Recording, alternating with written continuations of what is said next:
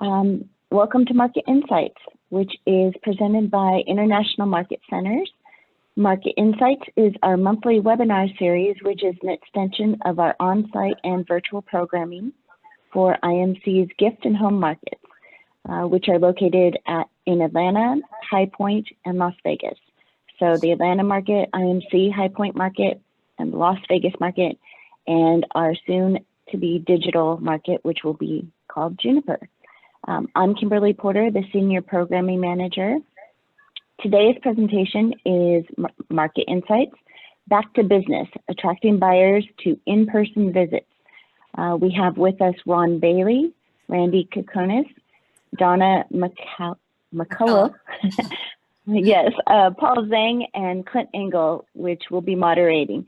And this is in partnership with Home News Now, and Clint Engel will be leading that. Just to give a few tips, if you would like more information about CEU opportunities, our upcoming webinars, open showrooms, the markets which will be happening later in June and May, and we have our summer markets taking place in July and August, please visit our website. This is CEU accredited, so anybody who needs that accreditation, it will be emailed out to those who are registered through Zoom. If you're viewing this on Facebook or YouTube, you can email me at kporter@imcenters.com and I'll get you that information. If you have any questions, please go ahead and submit them to our panelists by the Q&A tab down below, and we'll get to those towards the end. Clint, I'll turn it over to you at this time.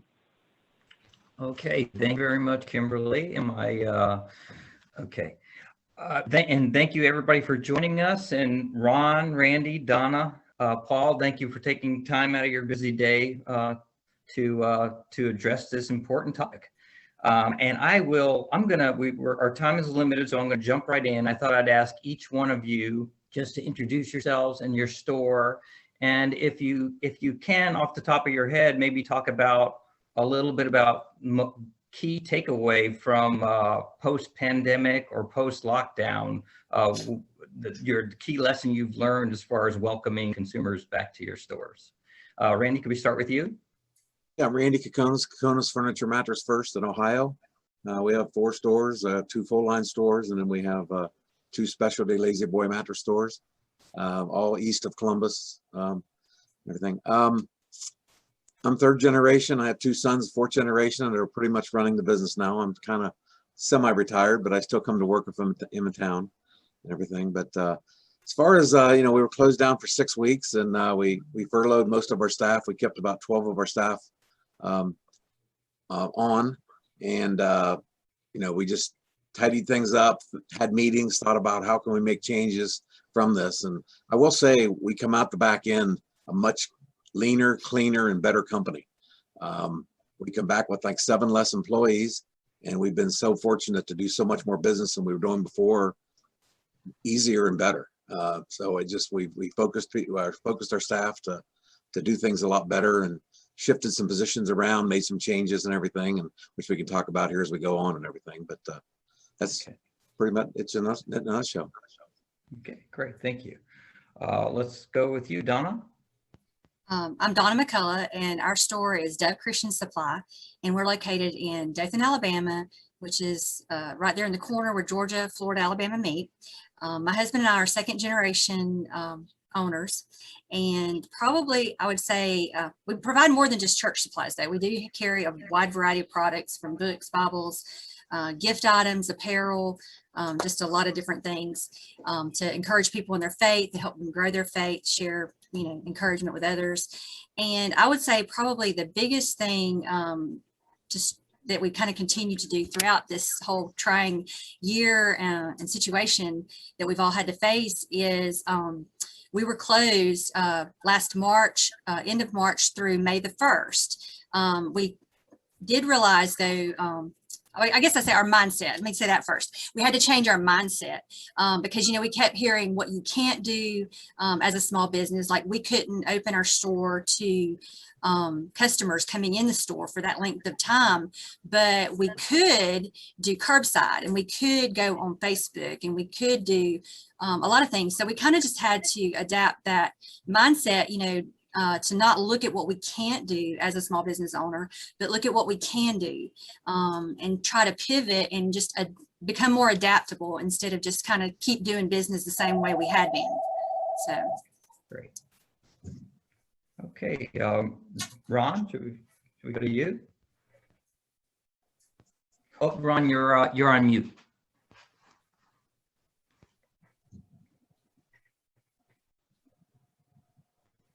Okay. How's that? Good.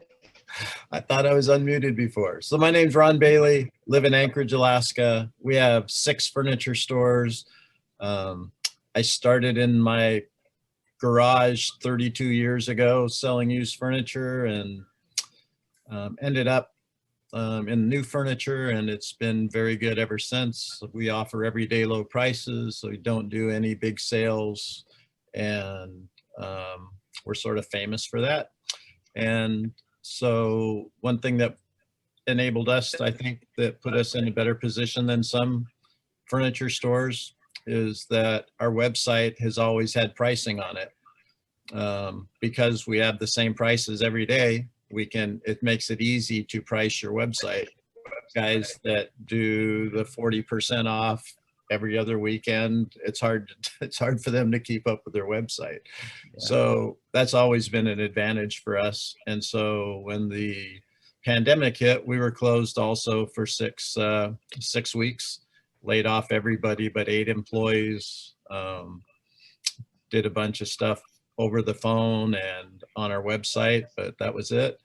So when we came back, it was sort of like Randy. We ended up maybe 15 guys. We have 150 employees normally.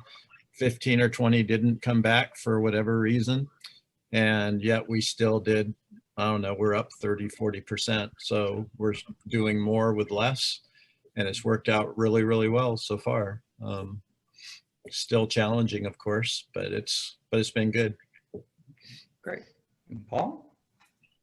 Hi, I'm Paul Zhang. I'm with the Cook's Warehouse, which is a gourmet housewares retailer here in Atlanta, Georgia. It was opened back in 1995 by our CEO, Mary Moore. And yeah, we've been serving the community ever since. We operate with a 6,500 square foot retail space, as well as our e-commerce warehouse. When the pandemic struck, we actually didn't close store operations. We do have a cooking school that we had to close down, but because of some of the items that we sell, we did classify as essential business. And of course, people were cooking more than ever since all the restaurants closed. We also did have to pare down to bare bones staffing and pivot in a way that made the hours manageable, and also kind of focused on things such as the curbside pickup and just meeting our customers where they were, implementing a delivery service, just trying to, stay relevant and show that we had everything they needed. And it ended up being a really, really good year. Some of them record-breaking months with half the staff and struggling to get product. Yeah, I think everybody, I know the furniture industry is. Donna, is that an issue for you too, as far as supply goes? Well, we've had some issues, like, we're still experiencing some of that because we did orders at the show in January, but it's still just trickling in as it will. So, but I think most of our vendors are saying they're going to hopefully be be caught up by, June, July. So hopefully it's getting better. Great. All right. Well, one of the questions I wanted to ask you, well, it's the main question. What has it been like since consumers have started to come back to the stores, and that's been a while now since the lockdowns. I've talked to retailers on the furniture side a little bit about this, but I'm curious about what you all have to say. Did you have to do much to incentivize visits to the store, or is the consumer coming in largely unprompted? And I don't know if I'll start with Randy, but if you all just want to go around when you're ready to say something. Actually, while we were closed, my son came up with the idea through his performance group of having virtual sales where we would videotape a sale that lasted about 35 minutes or 40 minutes, feature some items and put this is what it was, this is what it is now. And then we would show that on social medias, on Facebook and our email blasts and everything on our website in the afternoon. And that started to really work. I mean, we had 3 or 4 people set up in the office that would take either the email offers or not offers, but wanting to buy it, because we maybe have had 10 of the item or 12 of the item, and then phone calls and everything. So we created sales while we were closed. Probably the last 3 weeks we were closed, of the 6 weeks. And that worked so well. After we reopened, we kept on doing that. And then we started running a series of commercials of private in-store shopping. You know, you can set up an appointment, you could call our store, you could go on our website, you could set up an appointment with somebody at your leisure. We would even work after hours if we needed to, if you didn't want to be around anybody.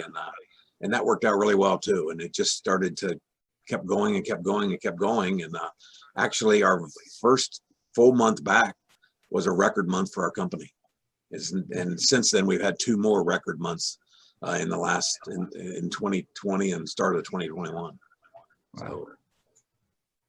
I would say, I mean, we kind of pivoted that way as well.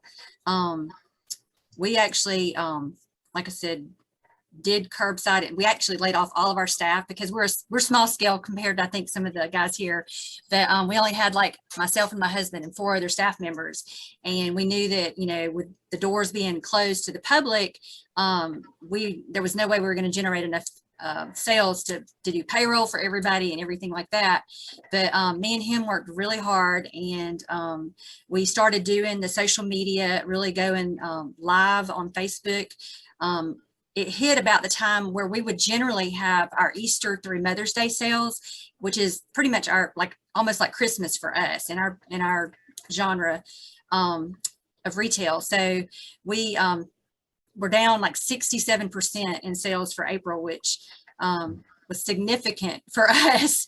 But then once we reopened in May, you know, like we had a record-breaking May, because I think customers were ready to at least get somewhat back to normal. But we did have to limit the number of customers in our store based on our guidelines from our state health department.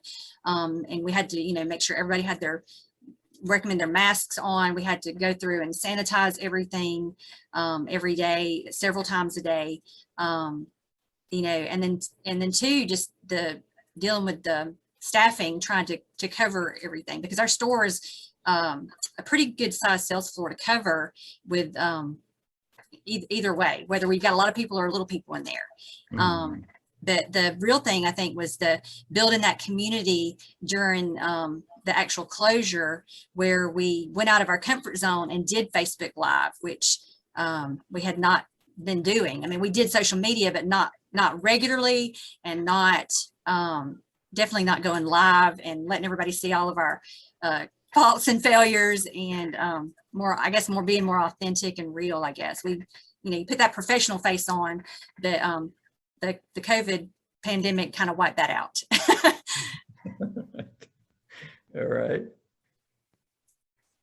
Yeah, I'd say, you know, like I said before, a lot of people were cooking more than ever. So as soon as they had the chance to come in, they already had a list of things that was needed.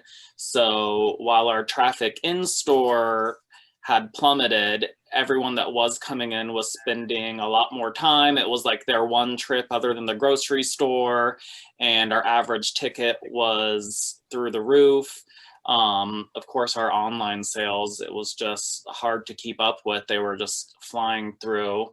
And yeah, so as with pretty much everyone trying to find ways to for us, it was the cooking school closing. We switched to a virtual class format, and a lot of our private corporate events and public classes that we would typically do in person hands-on, we held via Zoom. And now probably, I'd say 2 months after we closed the cooking school, we started opening up in a more limited hands-on capacity, and it's slowly been growing it since then. But just trying to make sure as the consumers come back that they walk in and feel safe, and that the employees feel safe. And I mean, now it just seems like second nature, but it's definitely been, you know, different from our normal experience when you come in the store and we'd be cooking something and there'd be tastings. And so it's just learning how to engage with customers in a different way. And, you know, especially with staffing being shorter, we're all kind of doing more to connect the customer, you know, on all areas of the store, not just specializing in one category. We kind of have to be masters of the entire sales floor. Right. Okay. Thank you. How about you, Ron? So I guess the question was, are we doing more to get, or how did we get people to come back to the store? Or Yeah, like did you have to incentivize visits to the store where customers coming in unprompted? And I guess my thinking was, I've talked to a lot of retailers that once the lockdown was over, consumers sort of rushed to stores. And I even talked to some during pre-market who said that their advertising marketing budgets are, you know, they don't have to market to the consumer like they used to because this demand is still there. yeah, I would say that's mostly true with us too. Although I've always had a semi-healthy advertising budget. I really like TV over print, for instance. I just like that you can look a customer in the eye, so to speak, on TV, and you can talk to them. And, you know, print can only do so much. I love TV. So we kept, even when we were closed down, we kept our budget at 80%, and we increased our digital advertising. So, but you're right. Once the stores opened and people are coming in like crazy, we're supposed to be on 50% capacity, but our store's 100,000 square feet. So 50% of 100,000 feet is a lot. So we never really had an issue with it. So it was a piece of cake. So, but yeah, advertising, I still was trying to drive them in. We still told them, you know, as probably Randy knows, it was hard to get product for a little while there, right? So we were very fortunate. I'm sort of a heavy buyer, so we had a lot of stuff in the pipeline, and our stuff actually ships to Seattle, and then it gets on another ship and comes to Anchorage. So it's quite a road to Alaska. And so I ended up, when they stopped this, we had to close our stores. I actually had 60 containers sitting in Seattle in the port. And so I stopped them there. I was able to stop them before they got up to Anchorage, but then I had to pay detention on them and stuff. But so when we opened, I actually had a sort of a bunch of stuff sitting in Seattle to sell. So I started advertising in stock, because almost everybody was out of stock in no time. You're just out. And so I was actually the only one that had something to sell. So I did a lot of advertising, just I have it in stock. You can have it today. We'll deliver it tomorrow, whatever. And this sort of drove people in even more. But I agree with you. It's been, after we got past that, people have just been coming in like they just discovered furniture. Hey, this is pretty cool. How about the rest of you? Did you adjust your marketing budgets in any way during this period, from lockdown, post-lockdown, and today? We're very similar to Ron. We're heavy TV. We have a local small NBC affiliate in our home base town. So we dominate that. We're on several times a day. So we kept that going. We did end radio. We used to be on 6 radio stations. We ended that.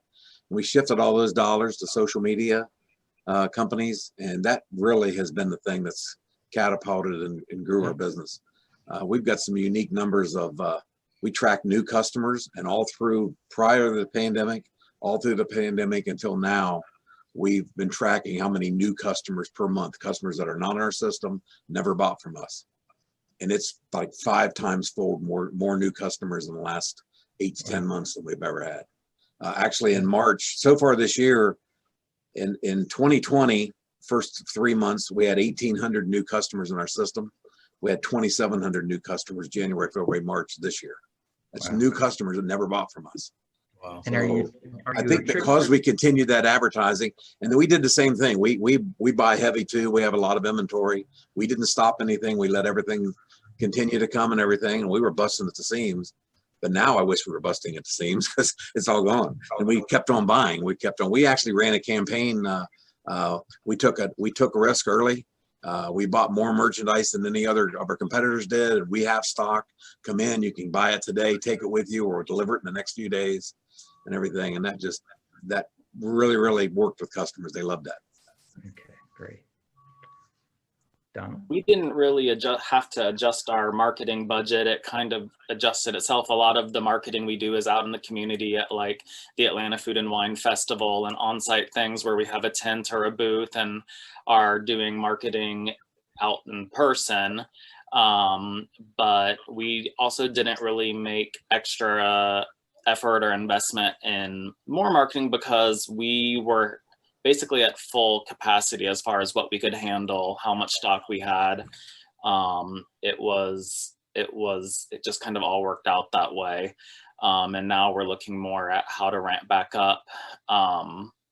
And kind of as the world opens up a bit more, considering spending, where we're going to be advertising right now to make sure that they remember us and don't forget all of their pandemic cooking hobbies and bread baking and stuff as the world opens back up.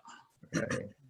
Yeah, I would say we've done a lot of different kinds of advertising over the years, from print, magazine, newspaper, TV, all that kind of stuff. But pretty much we've been focusing on the free advertising that you get on social media. But then we did add, like an advertising budget for Facebook, that kind of thing. And then we added, we weren't doing really Google AdWords. We added a little budget for that. And, we've been getting a response from that. So we get to, see our insights on how many people click on our website through Google, how many people called us through Google, that kind of thing. And we're seeing a lot of new customers that, have lived in our community for years, and they said they've never heard of us. So, but it's just, we utilize any free tools that we have is our main thing. Okay. All right. Let's see. So I wanted to ask a little bit about, again, going back to the in-store experience, the sales associate, and like the greeting has, because of the pandemic, has how your sales team, how they greet a consumer or a customer, how is that changing? Did that change? Is it ever going to change back? Ours pretty much has stayed the same. If anything, I've been stressing that the customer service needs to be ramped up, and that when they come here, it's, that much more special of an experience. It just has to be from 6 feet away.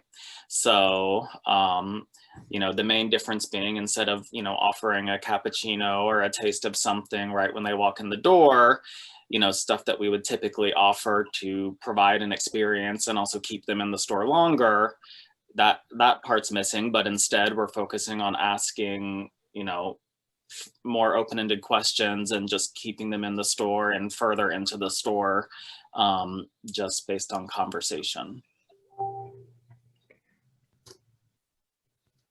Yeah, ours is basically, we still greet our customers. We follow their lead, as far as masking, not masking, just trying to follow all the protocols to keep everybody safe and comfortable, and as they shop through our store.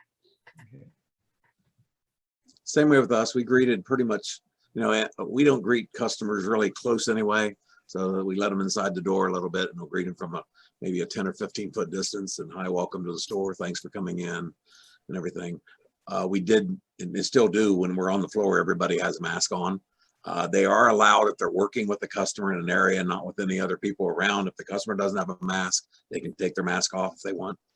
Our staff, we kind of want to mirror the customer. We don't want to make them feel uncomfortable, you know, and everything. So we do that and everything. But early on, we made it mandatory to keep the mask on because we didn't want to get blamed for possibly giving somebody COVID or something. So for the first several months, probably still into fall, we pretty much did that. Then we started to mirror the customer a little more and everything. But the greeting is pretty much the same. You know, again, we used to offer, you know, we had the cookie machine. We have that, and that went away. We didn't do that or anything. We did offer a bottle of water sometimes, and we'd point to where it's at if they wanted it, and they could go get it themselves and everything. But Ours is about the same also. We always try and connect with the customer if possible, but same thing. It's still mandatory in Anchorage to have masks on. And so some issues we had, I'm sure everybody's had it too. You get the occasional person that doesn't wear a mask, you know, they're just not going to do it. And some of our people wanted to be mask police. And we told them that we are not the mask police, you know, it is still a free country. If somebody doesn't want to wear a mask, and we're not going to get in a fight with them. We're here to sell furniture, not, you know, dole out justice.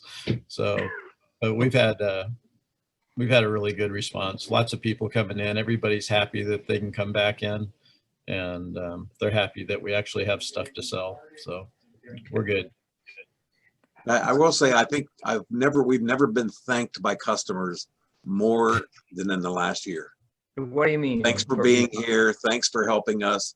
Thank you. I mean, it's, you know, they're thanking us for being there and being open, and they want to support us. The buy local thing is so much more powerful today than it ever has been. Wow. Before we get off the masks, the safety protocols in general in the reopening, can you speak to like the expense? Was it, I mean, obviously it was a necessary expense. Was it a big hit? Was it something that was easy to overcome? Ours was really, I mean, we bought masks, we set up sanitation stations at all of our entrances and everything. And that wasn't a whole lot. It was, you know, yes, it was an expense, but it wasn't a whole lot. The biggest thing for us about 4 months into it, our main store caught COVID. So we had to send all of our salespeople home. At that time, we'd already made a shift of not having an office staff. All of our sales went point of sale. The customer handled the entire process. So the customer didn't, our salesperson, so the customer did not have to work with anyone else. They worked for that one salesperson all the way through the transaction. Yeah, it was, you know, it was what it was, but we had to close down. Luckily, having 4 stores, Ron may not have this luxury, but our stores are only like a half hour apart. So we brought 2 or 3 staff members from other stores, and we stayed open. We bought them. One expense we did, we bought like a $3,000 machine to come in and completely sanitize our entire store, all the product, all doorways and everything. And we advertised that and everything that we did that because it was out to the public that we, you know, had a problem. Yeah.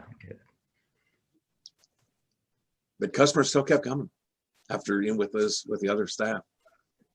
Okay. Anybody else want to? Our biggest challenge was finding hand sanitizer and toilet paper after it first started. We found a local company to supply us all that.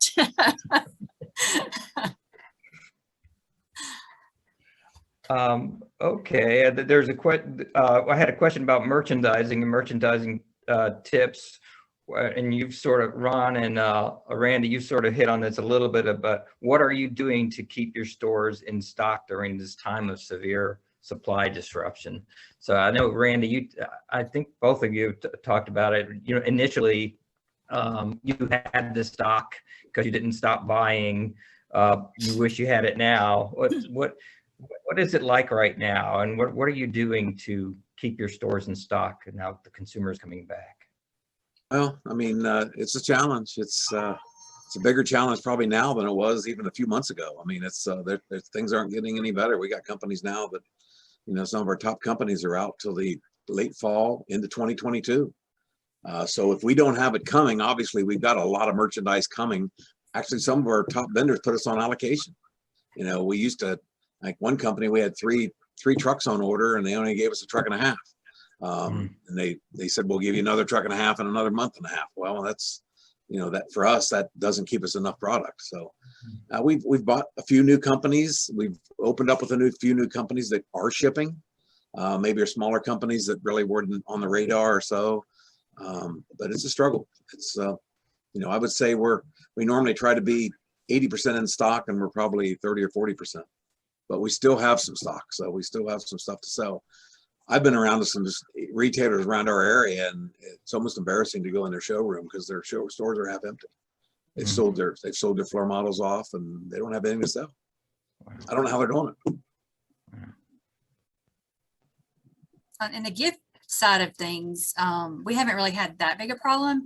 We've had a few delays with some of our publishers in printing of books and Bibles and things like that we've been out of for several months. But as far as gifts, we can adapt, and most customers aren't going to realize we're out of it unless it's a specific line like Willow Tree or something, which we did run out of some things at Christmas that they're just now starting to come back in stock. But unfortunately, to my husband's bad side, he doesn't like that I order so much, but we've been able to stay pretty stocked. And then we just, spread things out and just make it look pretty, I guess, in our display so that it looks full, even though I can see all the holes that are there. Customers aren't really noticing that. I see. Yeah, we've had, product coming in just recently on POs from 2020. Our buyers are working around the clock to manage the back orders and the drop ships. And when something is available, we're buying every single bit that we can, enough to get us at least through this year, if not further.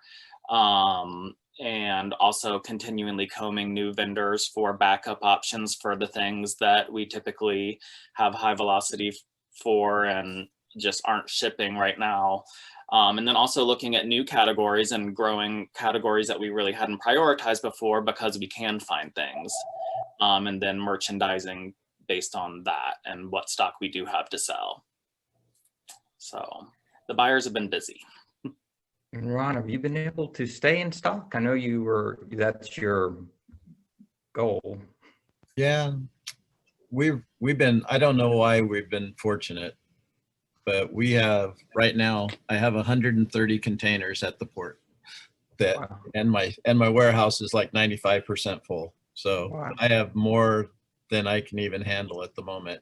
But I can't tell you why. There's not another furniture guy around that has this problem, I don't think. You can't even get to Ohio. I know. I got a bunch I can send you, Randy. Yeah, I don't know what the deal is. Randy, I'm sure he's had this happen before, but when you go to a market and you find something you like, you say, all right, I'll take a container of this, and then I'll take another container 45 days later. I'll take another container 45 days after that.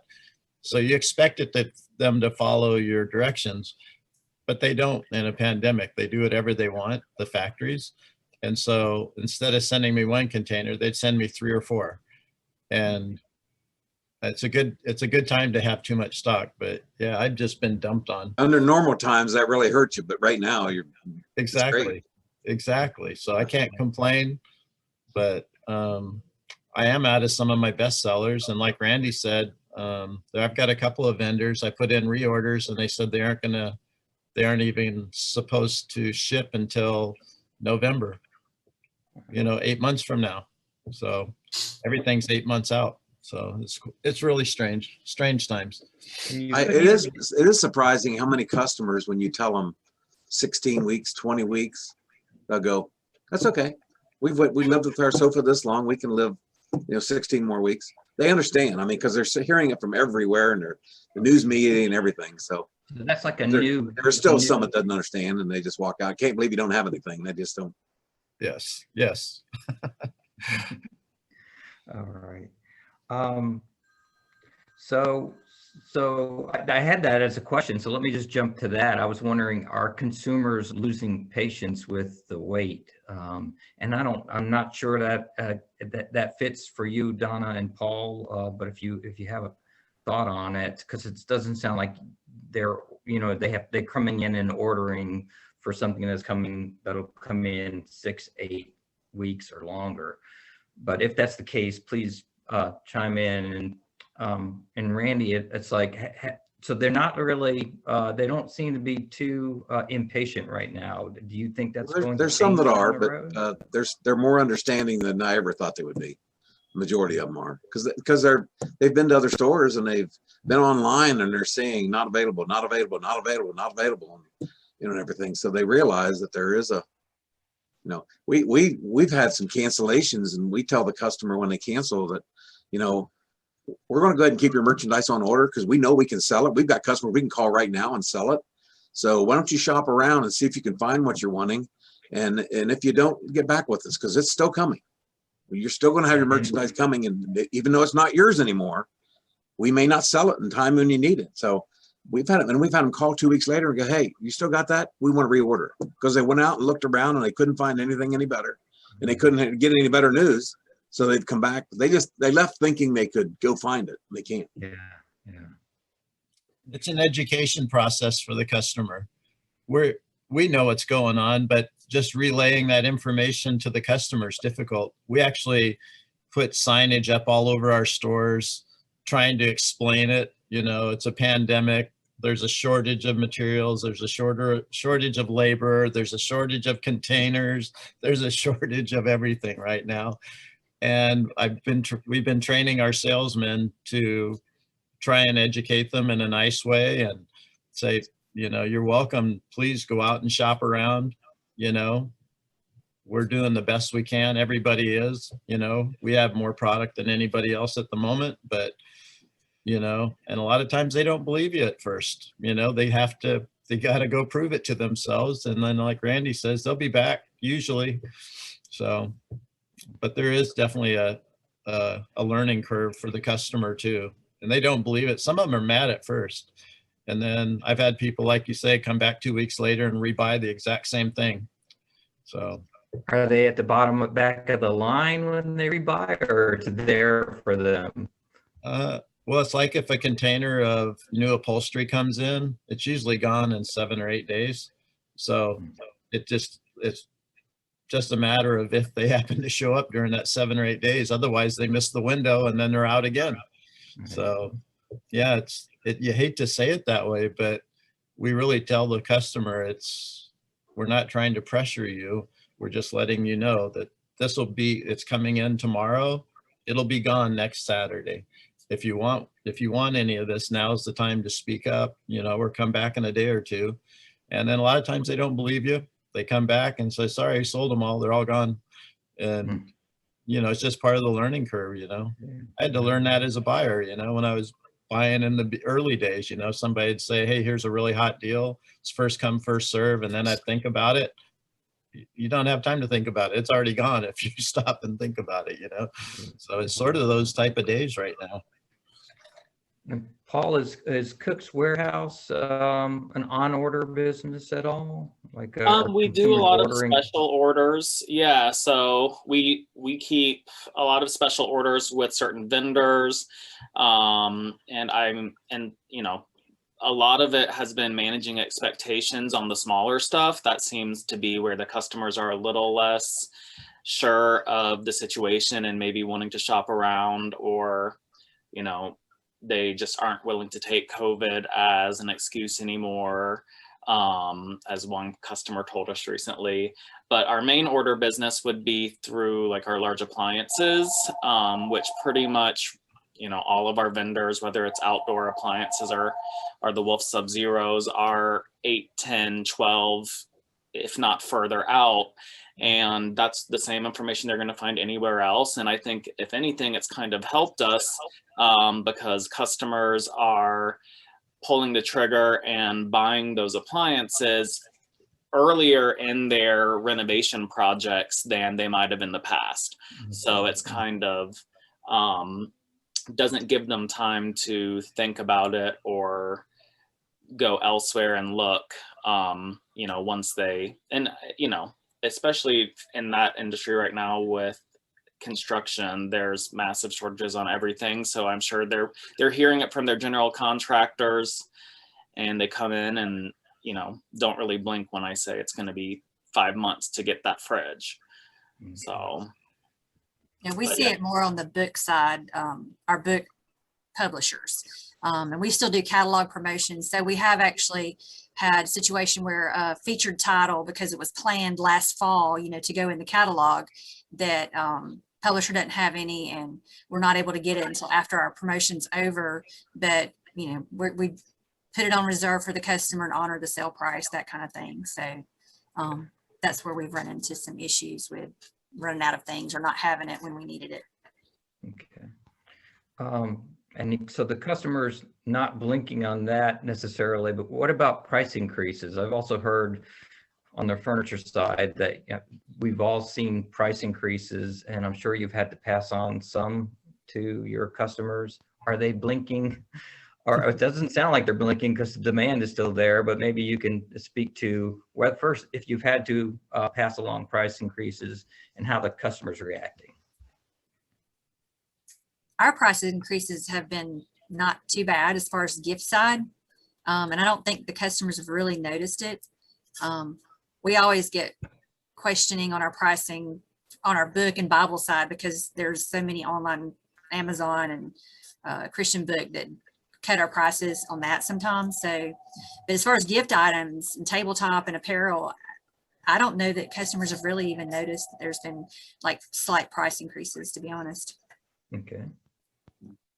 Yeah, we've experienced price increases in our countertop appliances, as well as some in the cookware and cutlery. I think the vendors are passing along some of the price increases of their raw materials or logistics, but nothing more than like an annual MAP increase. So again, that's in such high demand that it's, and everyone's selling it at the same price if anyone else has it. So we haven't really had any pushback on that. And we honestly haven't had room to be promotional. Just there's no room if we're selling all of the stock at full price for us to try and be promotional. And a lot of our vendors that are running planned promotions don't end up having the stock to support their own promotion. So price hasn't really seemed to be an issue for the last year and a half. How about on the furniture side? Go ahead, Randy. Well, Ron, you probably the container shipments have affected you because you ought to buy a lot more containers than we do, because that horror story has been. But yeah, we've had price after increase, surcharges, everything put on.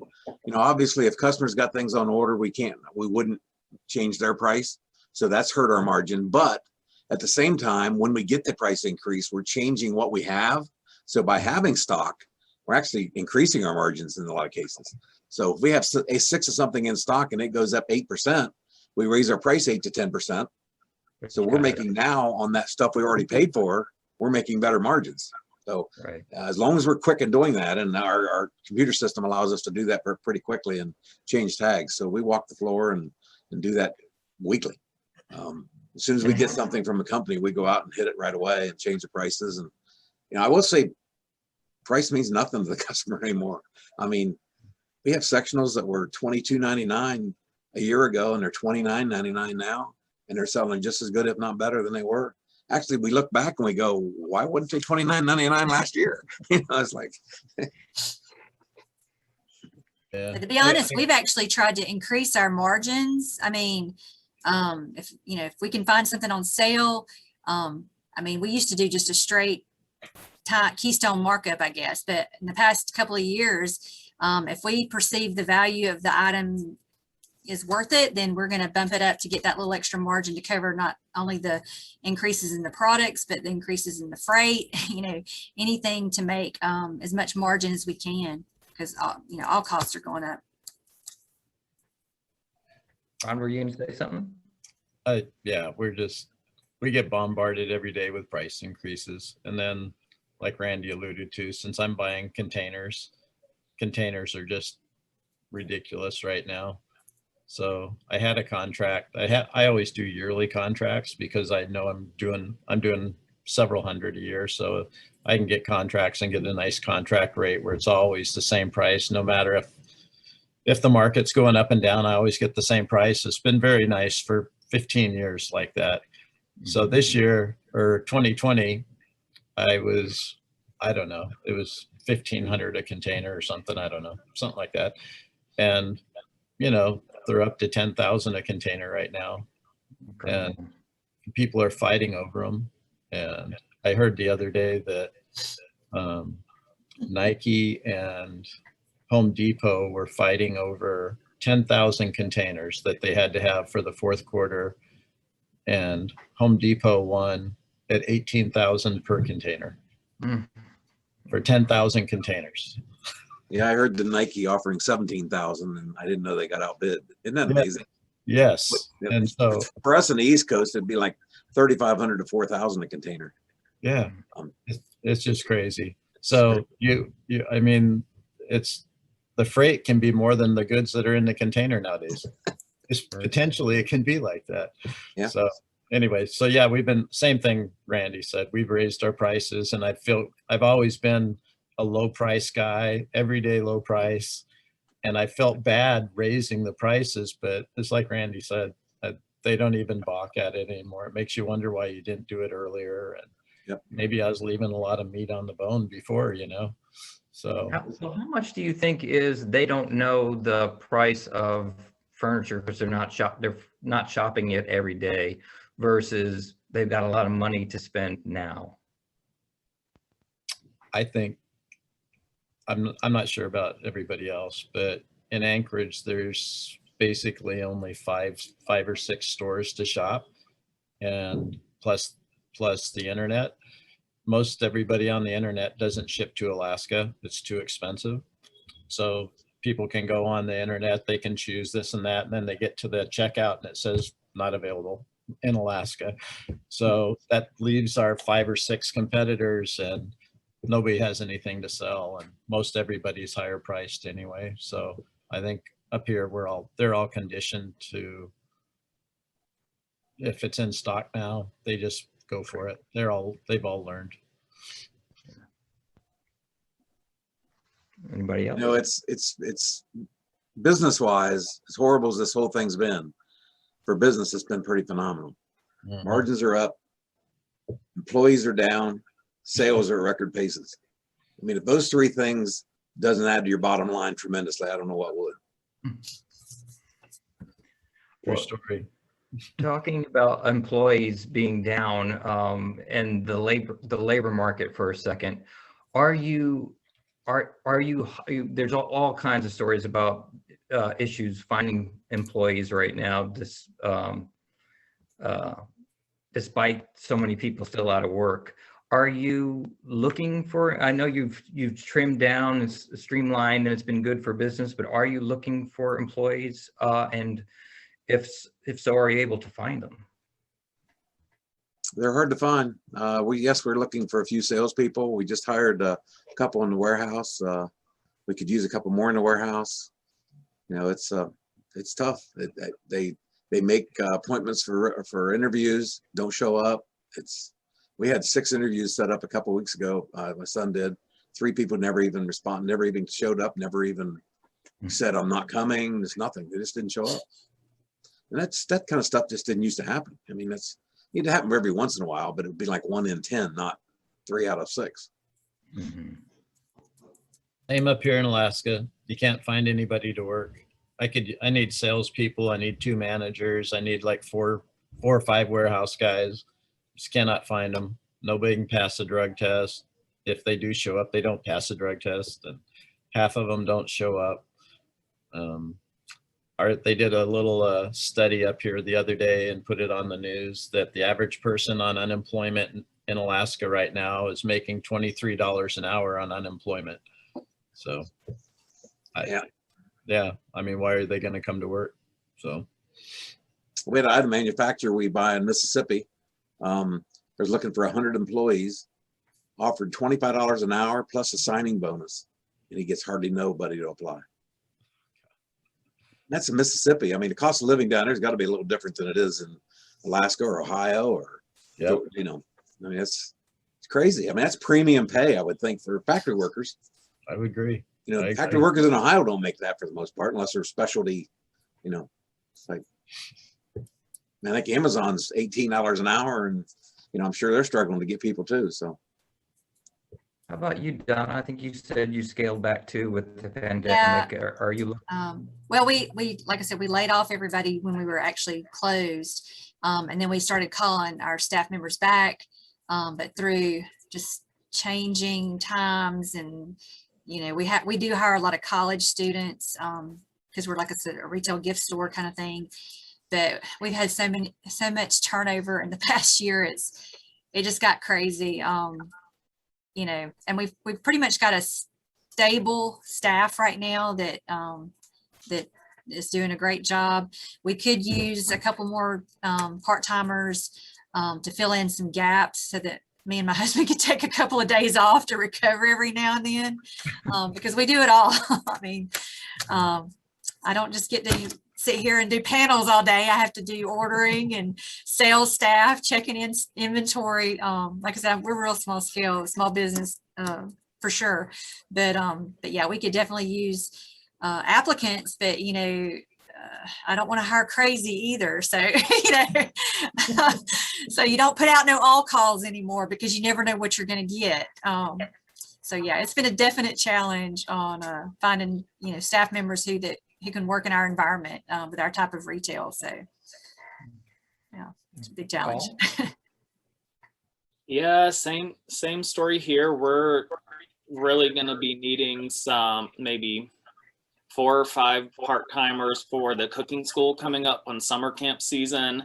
And then, you know, our business is pretty specialized with the amount of SKUs and knowledge that is needed to be a good salesperson. So even looking towards Q3 and definitely Q4, I'm not going to be able to really, there's not going to be leeway for anyone to get a cold or anything if I don't bring on some more salespeople. Mm-hmm. So I've really been focusing on staying in touch with my old employees who I already have invested a ton of training and knowledge in, and seeing where their comfort level's at. You know, some have gotten new jobs, some are still not ready to be out and about, or some are just enjoying, you know, not having a job. So that's one thing. And then also, you know, putting in-store signage so that I have, you know, an audience already that's interested in the topic, and maybe they're looking for some work. And just, yeah, it's definitely, the quality is down, and it's going to take a lot more time and energy put in to just get, you know, a few good employees out. Okay. Versus before. Well, I have a couple more questions, but Kim, I was wondering if I need to open it up first to anybody listening. At this time, I don't see too many questions coming in. Again, if any panelists or any attendees have any questions, go ahead and submit them to the Q&A button and we'll get to those. Okay. I had a question about the current transition to, as the vaccines are being rolled out, we're going to see increased consumers spending their money elsewhere, basically, increased travel, going to restaurants, and I'm wondering, how do you plan to compete for that discretionary dollars and shift in attention? When and first, are you already seeing that shift, and what are you doing to compete and hold on to that discretionary dollar that went to the home or to your particular categories? We haven't seen it quite yet.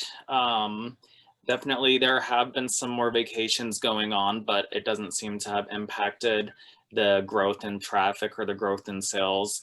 So we're just going to focus on making sure that we're out in the public eye more, doubling down on social media. We've been doing a lot of IGTVs and working on partnering with some of our vendors so that we also, get shared across their channels, and just really ramping up our visibility in the community, so that we stay front of mind. We've been lucky enough to be front of mind during the last year, and it's just about, that keeping that interest in cooking, sparked. A lot of people had to do it out of necessity, but I think a lot of new people found us and old customers rediscovered us. So it's just, how can we stay on their phones, on their tablets, and on their list? Okay. I think it's the same for us. I mean, this is still kind of our busy time of year with spring gift giving. We'll typically stay busy through Father's Day, because we've got, even though we've passed Mother's Day, we've got graduation season and Father's Day gift giving coming up, and we kind of slow down in July and August, which last year were crazy months because people were, just wanting to get out and do anything. So to kind of be interesting this year to see if the trend like we've had for this year continues to go. But like Paul was saying, we're just going to keep doing our social media, trying new things on that and seeing what gets customers' attention. We've started hosting book events back in our store last week, so we might, schedule some events like that in store with local authors. Just things like that to keep people thinking about us, like during their vacation times. We've noticed a little bit of slowdown the last few weeks, but typically April, May, and June's our slowest months of the year anyway. That's when springtime, if people's getting outside. We have a couple of lakes around us where it's a lot of outdoor activity and stuff. And those are heating up and everything. Plus, as you mentioned, all the traveling and everything. So I think business is going to continue to be good the rest of this year. I think, we're a creature of habit, and we've had a habit of staying home for a year. So I think there's going to be a lot more people stay home even after this, more than they ever did. So they're going to want their homes more comfortable. They're going to want their environments more comfortable.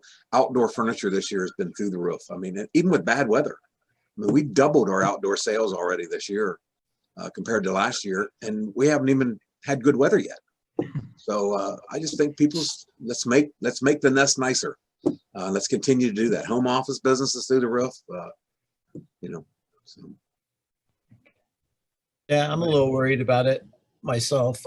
Because you try and forecast, 6, 8 months, 9 months down the road on what you're buying. And if this thing did ever come to a screeching halt, they're going to be stuck with a lot of stuff. So that was sort of my worry. But so far, I've noticed the last 6 weeks, I've noticed a very steady sort of slow down a little bit. It's still way above normal, but 6 weeks ago it was like at the mountaintop, and then I've just been noticing every weekend it's just a little bit lower, but it's still fantastic. One other thing that does give me a lot of hope for a strong year is, I'm sure it's probably the same way in all you guys' community, is housing's going through the roof. Everybody's fighting over houses. Nobody pays what the starting price is anymore. There's 10 offers the first day on a house. Who would have ever thought that? And so who wants to put used furniture in a new house for somebody, So I think as long as the housing market's really strong too, I think it's really good for furniture guys. So I don't see that slowing down for a while. So I guess I think we're going to have a strong year. Okay. All right. Great. Anybody else want to comment on that? That was sort of my last question. Forecast the remainder of 2021.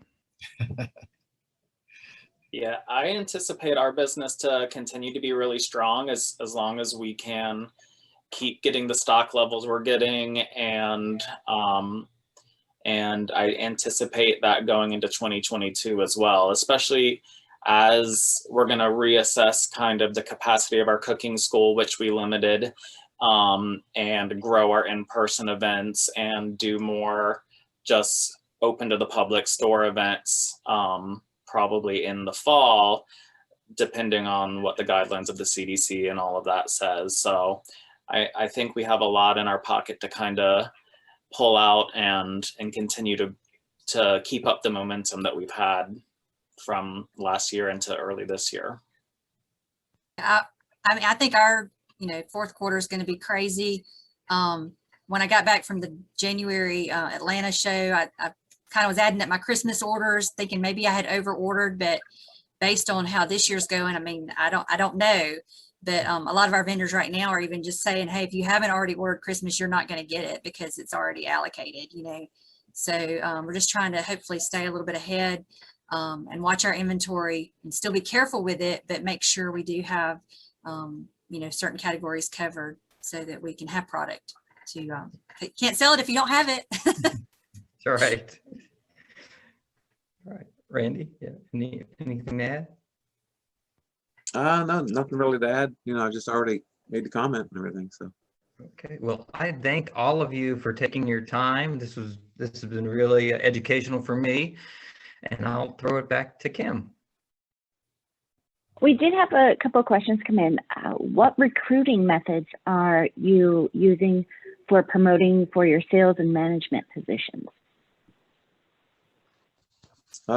We try to do word of mouth. We do LinkedIn. We do Facebook. We reach out to our email customers and send out invites asking them if they know of somebody that they obviously they like their salesperson, but they know somebody else that they may be looking for a career change.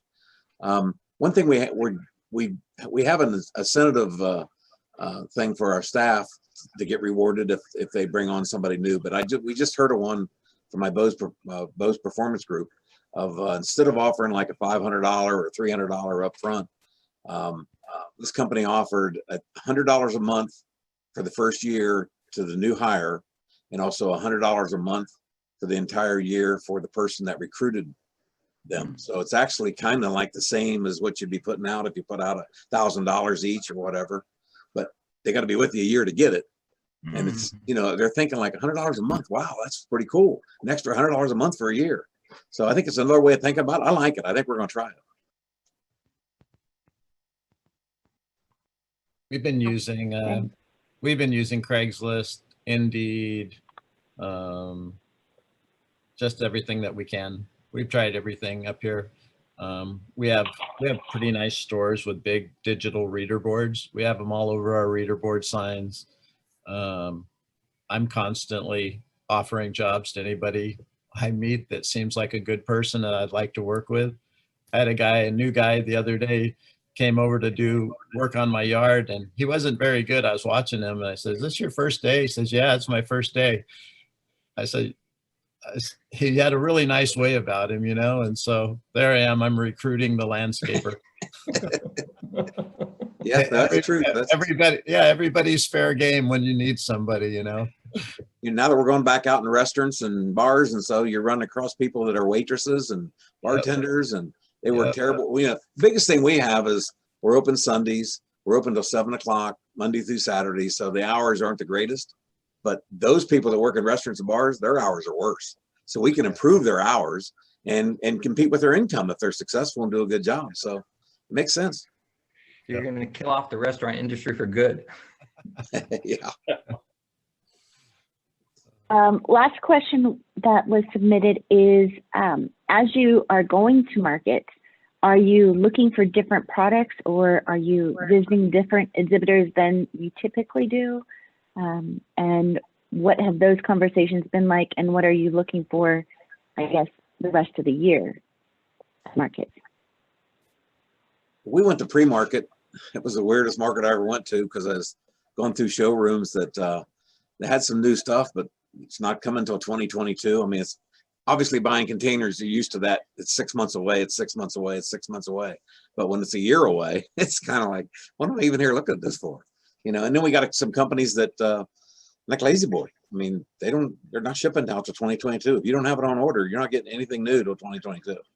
So it's, hate to pick on them. I hate to mention a name, but that is the case. And we've got some other vendors that are the same way.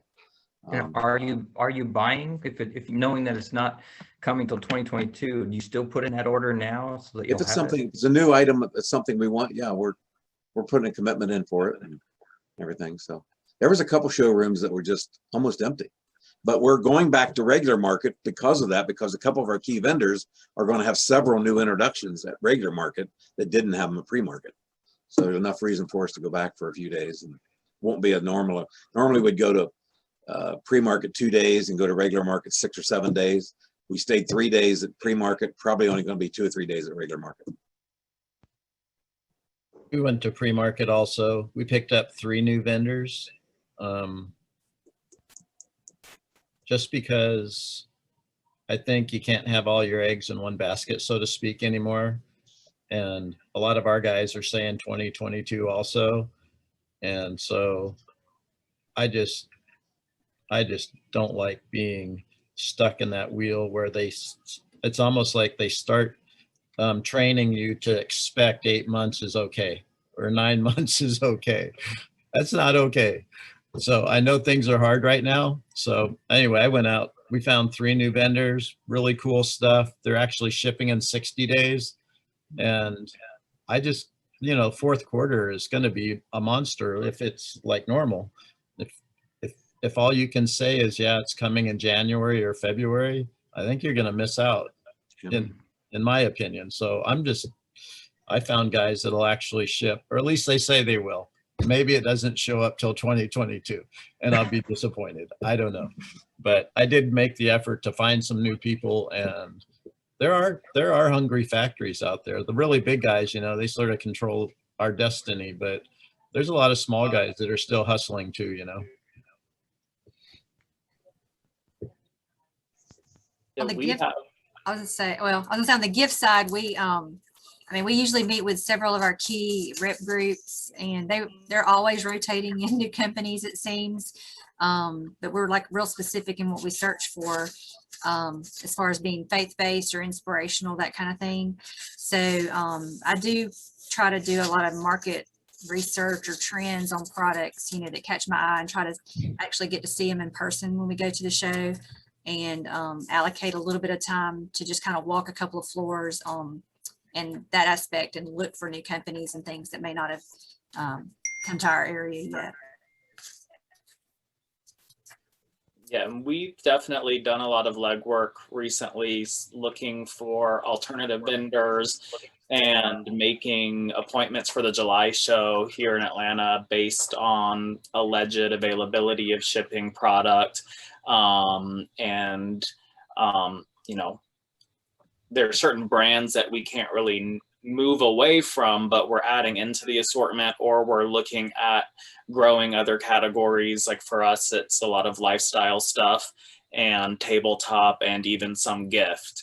So we're just making sure that we're keeping boxes coming in every day and that we have stuff to sell. Wonderful. And I want to thank you all, Randy, Donna, Ron, Paul, and Clint with Home News Now. I want to thank you for joining us and kind of just giving us an insight into business and what it's been like for this year and last year going into 2022 as well.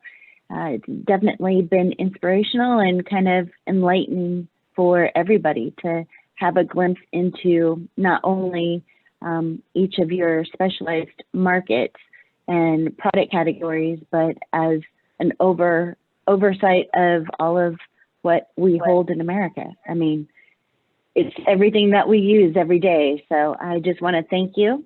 For those who are watching, this is CEU accredited, and that information will be emailed out to you. We invite you to join us on site. We have our upcoming High Point Market in June, and we also have our July Atlanta Market and Las Vegas Market in August. So at this time, I just want to thank you all and wish you a wonderful day. All right, thank you. Nice meeting everyone. Nice meeting everybody. Take care. Yep. Thanks, Clint. Bye, everyone. Yep.